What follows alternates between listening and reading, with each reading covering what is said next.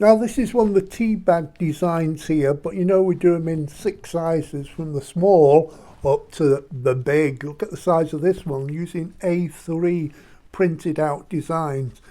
Now I'm going to do it showing you how to make this, but the great thing is it looks brilliant either side. So you can have it that way if you want to, but I've got plans for this one. A tip here as well, if you're going to put it on a wall or a picture frame, stick a piece of card here so it just keeps it all more rigid. So you can see how big it is. You can hardly see me. So I'm sure there's lots of interior designs and things like that with all the different patterns and that. Anyway, this is how we did it. Now the great thing with the tea bag folding sets, because you can print them out in many different sizes, this is the A3 side. And what you want to do is just trim around. Now you can leave a border on like I'm going to do, or you can go right up to the blue. If you leave the border on, in my opinion, it gives you a bit more of a framing. So I've taken one of the designs here, I've already pre-folded it. That's because we cocked up the first filming of it. But it's basically the same thing. So what you've got to remember is make sure your designs are all going the same way. And as you can see in each of these corners here, it's all slightly different. And I'm going to start off with this paler circle here at the top, my top left hand side. So same technique as any of the folds. This is fold number 1.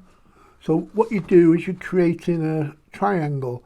So you're creating it like this. You're going from the middle and you fold it over and you crease. Now it's always handy to have a bone tooler to get those creases really good. So then you turn it around and then you fold it that way. So you've got a rectangle going that way, like so.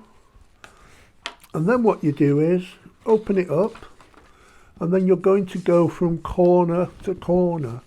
So turn this over, you want the design on the front here. So that goes like that. There's your first fold there. Again, boning tool, give that a good scrape as it was. Then you go the opposite way, like that, and then press that down as well. So when you lift this up, you're going to naturally go into a triangle, like so. Press it together, and then you've got to make sure you've got the side with the light coloured circle. You can see I've got it here. So when I turn that over, actually that's going to go there like that. So it's those two I want. So that one needs to open up there and the triangle's going that way. And you do the same with every one. Even if it's a geometrically perfect, well, it shouldn't really matter, but this one looks like it is, but they're not always. So what you're going to do now is take this edge and fold it over up to the crease here, along the crease. And then you flatten that down, technical term, and then you turn it around. That one's going to fold up to that one. So you're creating a kite shape. There's a kite shape. And that is your basic fold. And if you do the same with all of the others, then you can create all sorts of different things from this. So that's 1, 2, 3, 4, 5, 6, 7 and 8 altogether. That's what I'm going to use with this project. Now I've got all 8 of these tea bag folds ready to put together. That's the fun bit. Now I'm just going to turn this round so I can see it properly. Basically what you're doing is you're lifting this kite side up here, and you're going to glue here, and then that's going to go over the top like so. Stick to the glue, and then that flap will go down, and you just repeat going all the way around. So let's start putting it together. I've got a glue here which is really good for giving you wiggle room, so if it's not in the right position to start with, then it will be. I'm just going to put a little bit of glue. You don't want to cover the whole section, only where the paper will touch. You don't want it glued up all over the place. So that's going to slide into there. Just line it up, get these points together nicely, and then just press that down. There you go. You can see that. And then you just turn it around, and then you add the next one and a little bit of glue to go just in there. There's the glue, then you add the next one like that. Press that down. Now that design there you could use in a creative project if you want to. You don't need to go for the whole circle. Next time I'm just going to put that down there. Little glue. Just add another section like so. You can see the pattern building up. You could do something like the tails of a peacock or something. You could have all sorts of things you can do with these, Christmas trees, whatever. Keep adding them as you go along. So there's the next one. That goes there. Little bit of glue.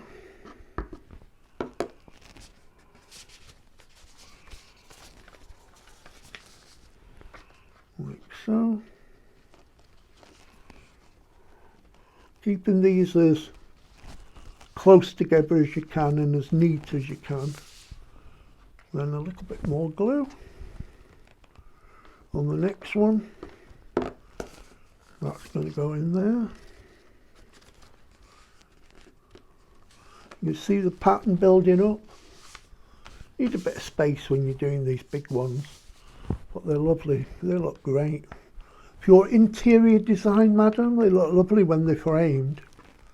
Really do. Next one. This is number 7 that's going in, and that goes there. So the next one is just the same, but a little bit of glue. Lift that up, and then a little bit of glue goes in there. Take that bead off there. So that's going to go in there.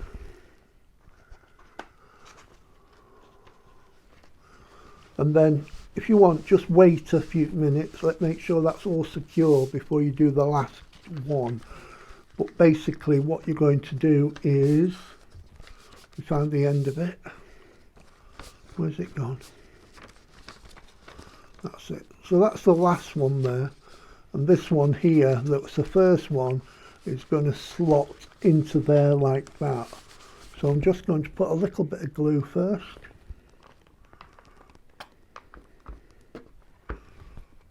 And then that will lift from underneath. That was your first one, don't forget. And that's going to slot into there, like so. And then you've got the complete design using the A3 size. And I think that looks fantastic.